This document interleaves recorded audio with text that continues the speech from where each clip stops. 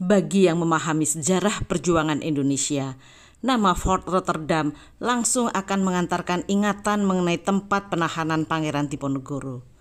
Sebelum dilanjutkan, subscribe kanal ini lebih dulu, like, komen, dan share, agar kanal ini bisa terus mengunjungi dengan informasi menarik lainnya. Nama aslinya Benteng Jumpandang. Bangunan bersejarah kota Makassar ini dengan arsitektur mengadopsi gaya Portugis. Meski paling megah, benteng ini hanya salah satu dari 17 benteng yang dibangun Raja Goa IX tahun 1545 untuk melindungi pusat pertahanan di Sumba Opu. Saat itu kerajaan Goa tumbuh dengan kekuatan politik dan militer yang kuat.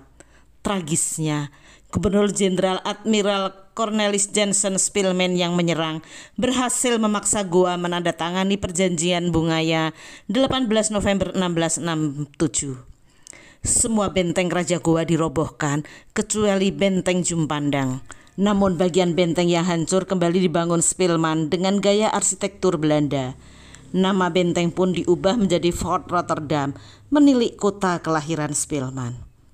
Benteng Rotterdam difungsikan sebagai markas komando pertahanan, kantor perdagangan, kediaman pejabat tinggi, dan pusat pemerintahan di wilayah timur Nusantara. Bahkan di sekitar benteng tumbuh permukiman penduduk. Makassar tumbuh menjadi kota dengan tata ruang kolonial.